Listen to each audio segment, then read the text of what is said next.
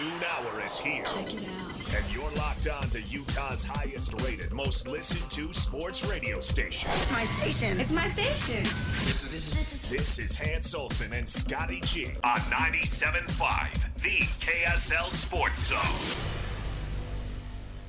All right, folks, let's get it. Hans and Scotty, 97.5, the KSL Sports Zone. Hope you're all having a tremendous day. We are live out and about today, one of our favorite places on the planet, Sound Sleep Medical. Make sure to stop by, hang out, or just give them a call right now, 801-285-9731. We're going to talk to Mandy here in a bit. But, Hans, how are you? Well, if you're sick of not sleeping and you don't understand why you're not sleeping, we're going to help you today. Yes. Because it's miserable. Lack of sleep is completely changing and affecting your life in 1,000 different negative ways. So we need you to get your sleep. I just think about how much Lloyd has changed ever since getting this medical device that's helped him sleep. He's a totally different friend. He's a different brother. He's a different husband. He's a different father to his children. He's a different employee. Yeah. Less verbally abusive to us. Oh, very much less. Yeah. And I mean, it's still there to a certain extent, but I'll tell you. The only thing that the sleep device cannot help with, though, is when your youngest decides he wants to crawl into your bed at 5:30. It does not help with that. Just going to let you know. When your youngest climbs on your head at 2 o'clock in the morning. And sleeps sideways and decides he wants to put his head into your back. Yeah, no, it does not help with that. All right. What would you rather have, that big dome in the small of your back pushing, or his cold feet on your back? Well, I hate feet, but I'll take the feet. Okay. We'll get a new deal with Children's NyQuil. Yes. And we'll fix that end, and we'll get your medical device going. You mean the Christmas juice? Yeah, the Christmas juice. Yeah. So that Santa can come. Santa gets cookies, you get Christmas juice. Yeah. You just why don't you take a second dose of that? Oh, Lloyd, you're right, man. You can cure a lot of things, but you can't cure that. But I do love being here. I love Sound Sleep. I love their partnership. They've been so good to us. They've been great to me, and I will say I've got the device, and I was rocking a lot more LBs than I am now at one point. But you know what? And so I thought, when I dropped some weight, that the sleep apnea would go away. And guess what? It did not. I still have heavy sleep apnea, and so I still need that device. But you know what's interesting? And I don't know how well you're sleeping, but the older I get, like I thought when I was young, I'm like, it would be good when I'm an old man and I wake up at 5:30 and I'm like, I'm going to go attack the day. And now I'm at that point where, it turns about 5:30, 6 o'clock, and I'm awake and I'm like, I can't go back to sleep. And I'm like, this sucks. Like, I wish I could go back in time and sleep in another hour or two. But now I wake up and I'm like, oh, boy, what am I going to do? Nobody else is awake. House is quiet. You got to be careful not to wake anybody. And it's like, I'd rather be in bed than wake up that early. Really? Yeah. I am pretty productive in the morning. Lloyd gets my sometimes Lloyd gets my emails at like 2:30 or 3 o'clock in the morning. You got to remember the world that you and I come from. Yes. Our dads were out of bed and gone from the house before we woke up. Oh, every day. And you felt a certain sense of responsibility of, oh, I better get up. Yeah. Oh, I better be busy if or when he comes home. Oh, I've got to show growth and movement and becoming an adult because Dad was always up and gone before we were. And your dad was working more in agricultural side. Yep. My dad was working for the state in child protection. They both worked a lot harder than we ever have in our life. And they showed it, and you knew it. And you're like, geez, I got to go get up. So what I do, I get out of bed 5:30, 6 o'clock, and I stomp down in the gym because I'm in a house full of athletes, and I'm pounding weights, and I'm hitting the treadmill, and I'm throwing weights against the wall. And I've had all my girls complain about, why you got to wake us up so early? And it's like, someday you'll realize that me waking up and hitting the gym early was an indicator that you better get your butt in gear. Yeah. Because I'm not trying to be a professional athlete. I'm not trying to get a college scholarship. I'm just trying to stay hard body for my wife. That's all I'm trying to do. I want to be able to walk in public and have somebody not go, he used to be an athlete. Did you know he used to? Like, I don't want to have somebody. She must have dated him when he was more of an athlete than he is now. And now she's kind of stuck. And I think eventually, my kids are going to be like, man, my dad used to get up every morning and hit the weights and hit the run, because that's what our dads did. Oh, yeah. And I always do it with that in mind. Like, someday, that's a great way to look at it. Someday, they're going to be like, oh, man, I better get myself going because my dad's still stronger than me. You know what's crazy, too, is because the same thing, if my dad came home early, so I'd get home from school about 3:15, and I had a lot of chores I had to do, but there was this little sweet spot between 3:15 and maybe about 4:15 where I would usually have the house to myself. I was a latchkey kid. And so I would go get some Fruit Loops, or I'd go get some Cap'n Crunch, pound a couple bowls of cereal, watch reruns of DuckTales or Brady Bunch or something like that, and that would give me enough time to get out and start working on the chores, because if Dad came home early and saw you busted, not doing what you're supposed to be doing, you would get a size 11 cowboy boot up your rear end in a hurry. You were broke. Yeah. And so when I come home, maybe early in the day or middle of the day or something like that, and I see my kid like suffocating the couch watching YouTube shorts, smothering it, and I'm like, and he looks at me, he's like, hey, bruh, you're home early. I'm like, why are you like jumping up and down in fear because I came home early? And did you just call me brah? Yeah, I'm like, and I'm your dad. Why you call me brah? Oh, it's a different world, man. It's a different world. Yeah, my whole example from my dad was leave before you're awake, work all day, get home 3 or 4 hours after you get home, and then argue with your mother on I'm doing the dishes, not you. That was my parents' biggest argument. Was my dad would start doing, I'll do it, honey. Absolutely not. I'll do the dishes. You always do them. And I remember sitting there as a young kid listening to my dad, who worked all day, argue with my mom that he would do the dishes for her. That's a pretty good example. Yeah, that's a great example from a dad. Yeah, and he was very patient with me, but he would look at me like, you better be doing something with yourself. Like, you better, okay, you can lay there, but you better lay there because you exhausted yourself with something. Yeah.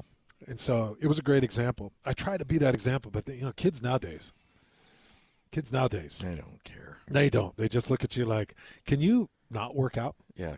That would help me with my sleep routine. If you could not work out, that'd be great. I mean, I got run the right act by my kids because I had the Peloton going, and I would listen to music on the speakers from the Peloton. Yeah. They tell you to get earbuds. You have earbuds, don't you? Well, nowadays it's like, all right, kids, go and find a nice quiet place that you can pay for. Yes. That is an option. That's an opportunity for you. All right, we got a busy show coming up at 2 o'clock, of course, as always, on a Wednesday. And we will hear from the general manager of the Utah Mammoth. Bill Armstrong will join us. And at 1:05, Kurt Heelan will join us. Scotty, I'm just sitting here, and I know we're going to get into this segment, but did you know there's 8 coaching positions open in the NFL? 8 of the 32. And this is every year. Every year. Yeah, you got a good 20 to 25% turnover. And this is the NFL. It's the elite of the elite. It's supposed to be the greatest coaches in the world. It's supposed to be 32 of the greatest coaches, team managers, developers, innovators, play callers, schemers. It's supposed to be 32 of the greatest minds in football getting a head coaching job, right? Yep. Yet we see 6 to 8 fired every single year. And you start to think, is it the man? Is it that guy? Or is there another problem? Where does the problem run deeper? If we're not able to succeed, we've now changed our coach out 3 times. We can pay more than anybody else in the world. We are professional football. We don't have a salary cap on what we can pay our coaches. We can pay them what their market value is. I can go out right now. I am the Atlanta Falcons, and I just fired Raheem Morris. I can go out, and I've got access to every brilliant mind in football, and I've got more money than anybody out there, and I can grab the top personality, the top developer, the top innovator, the person that's at the cutting edge of all things schematically football. I'm one of 32. Nobody else can compete with me. Yet, this is what I found. I gave him a 5-year. I'm now paying out 5 years' worth of contract, and now I've got to go find another guy. How does this happen? Okay. I've got a theory on this because I think my Broncos are proof of this. Coaching matters, but what ultimately really matters the most is ownership. I don't think we give owners enough credit for setting a culture that can permeate down through who they hire, who they get in as free agents, all of that stuff. They don't meddle too much because the Broncos were like the stability. A bad year for the Broncos would be 8-8 back in the day. And then Pat Bowlen, who was the owner, started to suffer from dementia, ultimately passed away. He didn't have a kid who he trusted, so he put it all in a trust, the team. And they were fighting over it, and they were, a couple of them were doing the booger sugar, and it was just causing all kinds of problems. And that is when the franchise went and took a huge dive and just completely bottomed out over the last several years. Well, now Walmart, those owners come in, and they're like, what do you need? We'll write a check. We got all the money in the world. We got Walmart money, and we will bring in the bread. Well, Sean Payton's available. What does he need? This much? Well, you're still paying this much and this much. We don't care. We got Walmart money. We'll give him whatever he wants. Sean Payton comes in, you've got good owners, you got a good general manager, and boom, in 2 years, you're the 1 seed. I think ownership really matters because these bad teams like the Raiders, what's the common issue year after year? It's ownership. It's ownership. Okay, but then I've got to throw this argument at you. Don't you feel like Jerry Jones? Okay, I know Jerry Jones is a hot-button owner. Yes.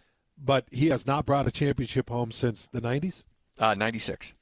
Has not brought a championship home since the 90s. Yet I feel like he has sold his own soul to win. I know that you can make an argument that he hasn't done the right things in movements, but I do feel like he's an owner that would sell his soul to win a game. I agree, but also I think that I heard somebody say the joke is the Cowboys won't win as long as Jerry Jones remains the head coach, which means Jerry Jones is a micromanager, and you can bring in a bunch of people that can be a head coach, but there's a reason why he hasn't brought in, and the last alpha, big personality head coach was Bill Parcells, and that ended badly, and since then he's just hired a bunch of yes men. He has. And so I agree. Like, I think Jerry Jones is an awesome owner, and he's done so much good for the league, but I don't think he can help himself in saying, okay, look, I'm 83 years old. I don't really know that much. I need to just hand things over to a general manager, give him control, let him hire the head coach, and then write checks and make sure that they have everything they need. Because that dude ultimately has final say on draft picks. And I think he's caused some problems there. Yeah, so you're absolutely right. So from Bill Parcells, he goes Wade Phillips. Yeah. Yes, man. Jason Garrett. Yes, man. Mike McCarthy. Yes, man. Brian Schottenheimer. Still a yes, man. Yeah. I don't see him as an abrasive, hammer-down go-getter. Do you? No. Nope. And, I mean, a guy that's going to push back. Like, none of those guys – Bill Parcells will push back on everything. Well, okay, so then that's just it's just an interesting study on who he is and what he's done as an owner. I think he wants to win more than anybody. I agree. But I think he can't get over his own ego. Yeah. And I watched the documentary, and he's got every one of his kids is working in that office and has some role or some say. But it's shocking to me. And Lloyd was just telling me Mike Tomlin stepped down? Yeah, Mike Tomlin just stepped down. And by the way, so does that open up a ninth, or was that the eighth that I was talking about? I haven't done the total. Let me look here. This is the teams I've got on my notes: Arizona, Atlanta, Baltimore, Cleveland, Las Vegas, Miami, New York, Tennessee. No, so That's new. So there's 9 openings. All right. By the way, breaking news, not just the Tomlin thing, but it just came across on Twitter and Instagram. Guess who just made his announcement that he is returning to the University of Utah? Devon Dampier. Oh, man, that's great news. Let's kick it off. Starting lineup right now. Oh, that's big news. 97.5, the KSL Sports Zone. This is Hans and Scotty G. Let's go. The lineup is set, and it's time to kick off the show with the biggest topic of the day. This is the starting lineup on 97.5, the KSL Sports Zone. And to those who are fearful and want to leave, that's okay, because we will bring the ones that want to be here. And we will develop them and love them, and we're going to do everything we can. I've got an unbelievable coaching staff. The future is bright here. And at the end of the day, you're either in the boat or you're out. And yes, does it hurt to lose great young men? 100%, particularly when you've poured into them. It tears at your heartstrings. But we have to focus on, okay, who wants to be here? And let's go develop them to be that next year's group of guys you never heard of, or guys that didn't make plays for you the year before, but here we go. And like I said, I'm confident in our staff, confident in our players. We're going to get the job done. So that's Morgan Scally talking about players that could be leaving and the message to them and the message to the fan base if a player does leave. Well, we've waited a while, and there were a lot of people at the University of Utah saying, I'm staying, I'm going. Bert Ficklin said he was staying, and then there was the coaching move, but then he reiterated he was going to come back. The one person who kept quiet during the whole thing was Devon Dampier. Up until now, Devon Dampier announcing that he, in fact, is returning to the University of Utah. This is the first gigantic win for Kevin McGiven. Yes. Anybody that's overlooking why this decision is made, then you're not understanding that this guy came in and he said, who's the coordinator, who's the quarterback's coach, who's the O-line coach, and what's our plan? Because we are replacing 5 offensive linemen. I know I've got my running back. I know that I've got my cohort in the backfield and Bert Ficklin back. But what's our plan here? I want a plan. And if you don't have a guy that can belly up to the table and draw up some designs and work out some depth charts and show you how you're going to be used, how you're going to be showcased, and how you're going to be in the Heisman conversation, you don't get a guy like Devon Dampier back. No. I've been around Kevin McGiven, and I know you've been around him more than I have. I've been around Kevin McGiven to know enough. In fact, I'll just, to pull back the curtains a little bit, Kevin McGiven doesn't owe me anything. He owes me nothing. He recruited my son. My son committed to him, absolutely loves Kevin McGiven. And Kevin shot me a little text when he got the opportunity. Shot me a little text. He doesn't owe me that. He doesn't need to text me. He doesn't even know he doesn't need to know what my name is. I'm a nobody to him. I'm a nobody in the grand scheme of all of this. But that's who Kevin McGiven is. He's a caring, thoughtful individual. He still has an old school throwback mentality, but he's got a new school coaching, players coach mentality. It's really an interesting mix of what he is. And I'm putting myself in Devon Dampier's shoes, and I can almost hear the conversations.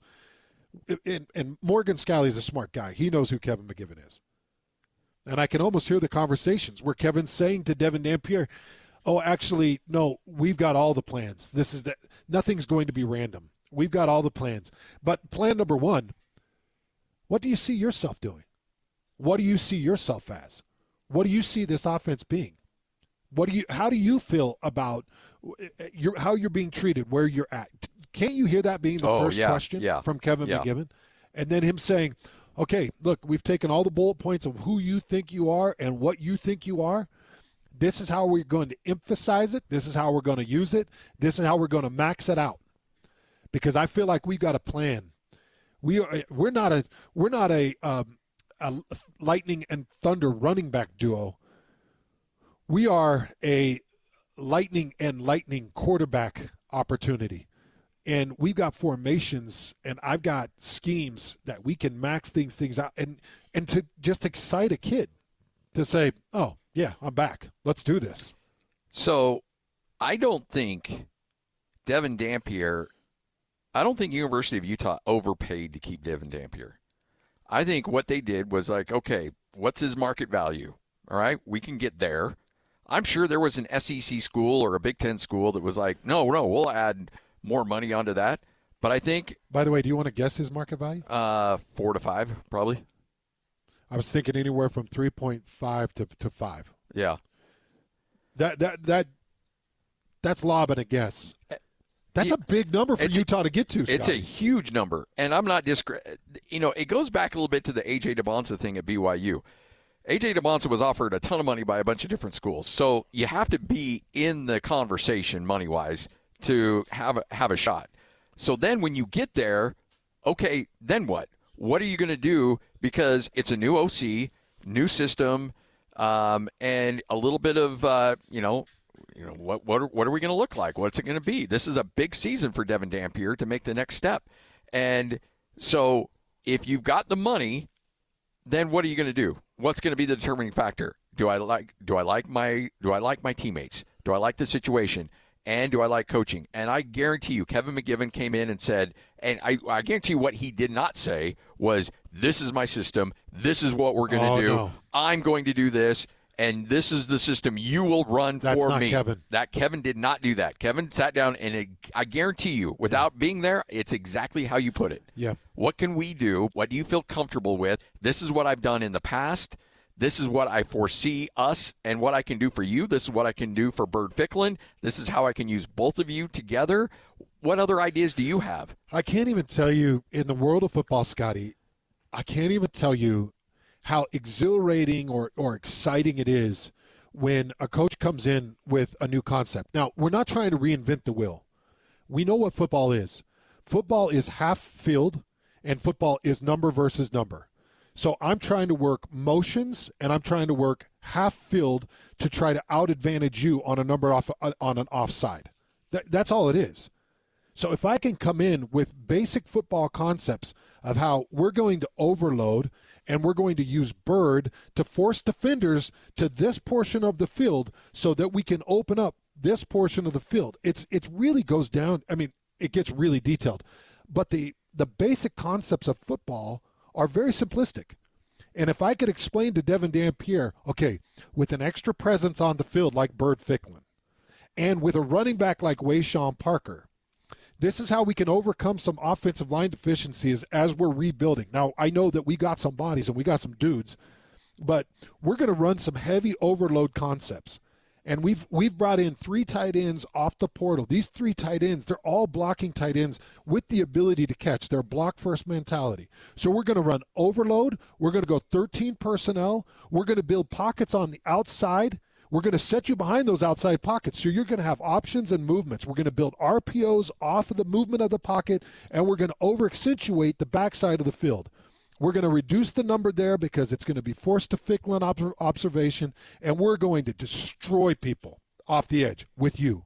Like, that's it. And as a player, you just sit there like, oh, man, okay, yeah, hit the money, hit the number, and let's go surprise some people. Yeah. And they're like, well, and this SEC team came in, they're offering me $300,000 more. Well, guess what? I like this OC. I'm going to stay here because the number, if it's in the ballpark and you feel comfortable with the system and you feel excited, you can play with Bird Ficklin, right? You're going. And you know the kid loves Morgan Scalley. He does. You know every kid on that roster, they love Morgan. Morgan he's a hard coach, and he's supercharged coach. If you've ever been around Morgan, he's very loud. You know Morgan's on a football field at all times.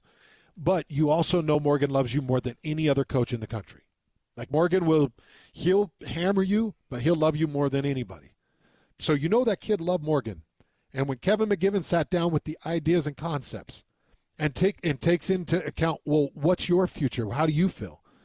I think this is incredible that Utah has now secured Devon Dampier. It's huge news for Utah. You kept Bird Ficklin and you kept Devon Dampier. Never in a million years did I think that was possible. No, that's going to be fun. Yeah. All right, Hans and Scotty, 97.5, the KSL Sports Zone. You're locked on to Hans Olsen and Scotty Cheer. That's right. Yeah! on 97.5, the KSL Sports Zone. Hans Olsen, Scott Gerard, 97.5, the KSL Sports Zone. Devon Dampier making his return to the University of Utah. Making that announcement on social media just about 20 minutes ago. We'll talk more about that, but it is a Tuesday, which means we got some gifts to hand out. It's Jazz Ticket Tuesday, and your chance to win tickets is right now. Call this number now. Call this number now. Be caller number 12 at 801-575-ZONE. 801-575-ZONE. And you'll be on your way to Delta Center to see the Utah Jazz. He fires the three. He hits. Oh, don't do me like that. This is 97.5, the KSL Sports Zone. I think Locke wants me to get rid of that drop, but no, it needs to stick around. 801-575-ZONE. It's 801-575-ZONE. You'll win a pair of tickets. See the Jazz and the Minnesota Timberwolves coming up on Tuesday, January 20th at the Delta Center. Game starts at 6. Is it the Jazz that lose by 55 to Charlotte or the Jazz that beat Cleveland? We don't know. The only way you can find out is go to the game. I'm not over the Devon Dampier news yet. No. This is huge news for Utah fans. It's huge news for the University of Utah. It's huge news for Morgan Scally. And it's massive news for Kevin McGiven and anybody that's going to be working on the offensive side of the ball. And I'll tell you why it's big. It's not just Devon Dampier and his ability. It's what it signals. It's what it signals. Yep. That's the more important product of all of this. At some point, you have to stop hemorrhaging. All of a sudden, this coveted wide receiver recruit that you absolutely love in Celeste Moa, who is going to be everything he's built to be. I really think he's the next Puka Nacua. I think that's what Samoa is. And he has entered into the transfer portal. Is that right? That's the wording because he signed with Utah and he was on campus, but because he signed, he has to go in the portal to leave to go to a different school. Okay. I understand. You're leveraging when you're hot, you're hot. Yeah. You got to leverage it when you're hot, and that's great. That's fine. But what this signals is, hey, by the way, Celeste Moa, I could have gone to Michigan. Maybe he could have, maybe he couldn't have. Maybe there wasn't an offer. Okay, if it wasn't Michigan, I promise it was one of about 10 schools that were willing to pay $4+ million because Vanderbilt is losing their coveted Heisman Trophy candidate. And Vanderbilt, I'm sure that they enjoyed the taste of victory, right? Mm-hmm. So at least Vanderbilt could get in the mix and say, they don't want to go backwards. I think we could replace Pavea. Yeah. And here's the conversation to Pavea. Hey, you're playing in the biggest conference. Did you see who was in New York for the Heisman Trophy celebration and ceremonies? Did you see who thought was going to win it? That's what we can do here now. We've now got a record, we got a history, and we could put you in place. I'm just trying to hand the other side to people so they can understand what Devon Dampier is turning down by staying at Utah. So what does that mean? If I'm Celeste Moa and I see the announcement today that Devon Dampier is staying, I'm like, oh, okay, so there's a commitment, an investment, a loyalty, a family, because a bit of family is going to play into it. Because my guess is Devon Dampier's not being paid more at Utah. No. He's probably being paid less than the highest. I guarantee he's leaving some amount of money on the table. I think so. Yeah. Based off of what you and I know. Yes. I think he's probably leaving some on the table. So there is a certain amount of family and loyalty and plus amazing expertise. Devon Dampier can distribute. He can get it to Celeste Moa. Celeste Moa could be a true freshman star. We saw a couple of them, or we are watching a couple of them in CFP play right now at the receiver position. Yeah. So these true freshmen, they're now groomed through all of these 7-on-7s and all of these receiver coaches and all of this extra work. And Celeste Moa is the man. He is that kid. He could come in, he'll run a route, he'll break on a route, he'll take a hit. He knows how to move into hits. He knows how to get down. He knows how to get the extra yards when he can get the extra yards. Football's in his blood. It's his DNA. It's his DNA. And as much as I think his brothers are very good football players, I think Celesi is the hope of the family. I think he's kind of the waiting star of the family. So if I'm him, now I'm looking at, I'm like, oh, Devon Dampier's back. Okay. Ficklen's back. Who else is back? What other names am I seeing are saying, hey, I'm signing up with Morgan. I am family. I am Drum and Feather. I am Utah. And the more I see of that, the more I'm like, that's what I want. I want that family. I want those teammates. That's what I want. And hopefully that can happen for him. But I understand why he's doing it. I understand why all kids are doing what they're doing nowadays. Oh yeah, I don't follow the kid for anything anymore. You just can't. No. There is such a limited opportunity. Now, I will tell you, Scotty, on the back end of that, because people are like, oh, you're an idiot.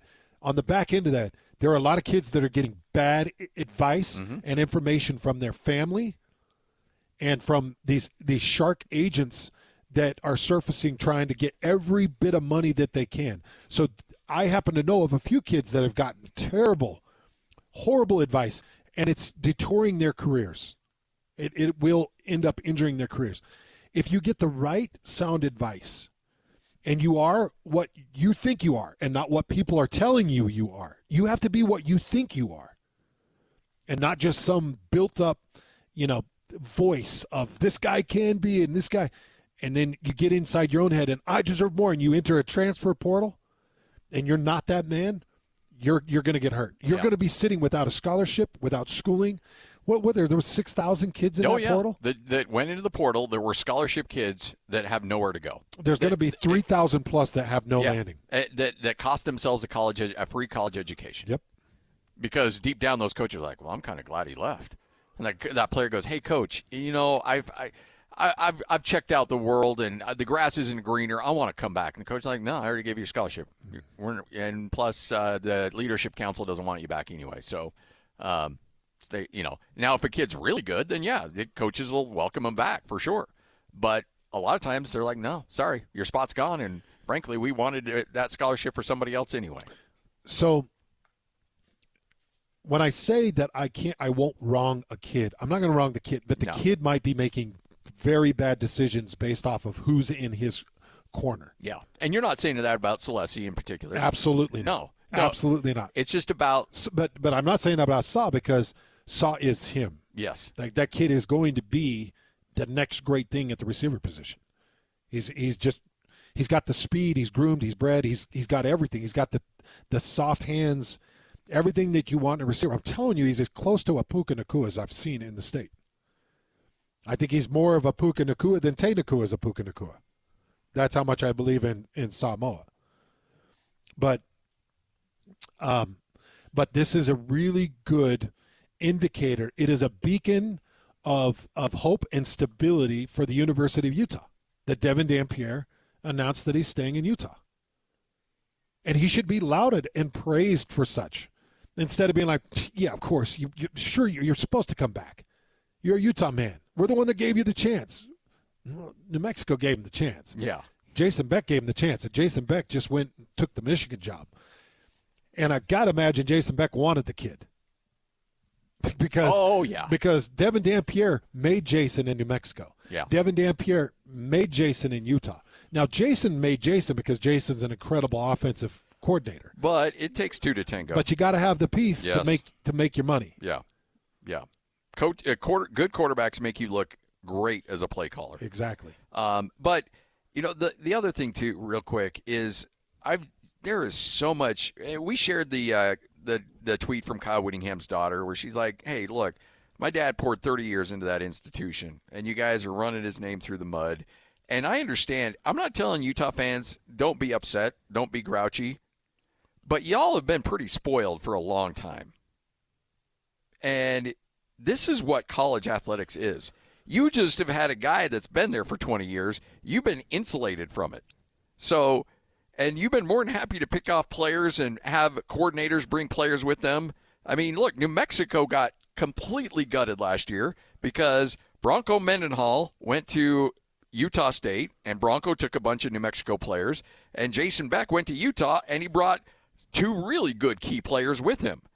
And guess what New Mexico did? They had to reload, and they ended up having a really good year last year.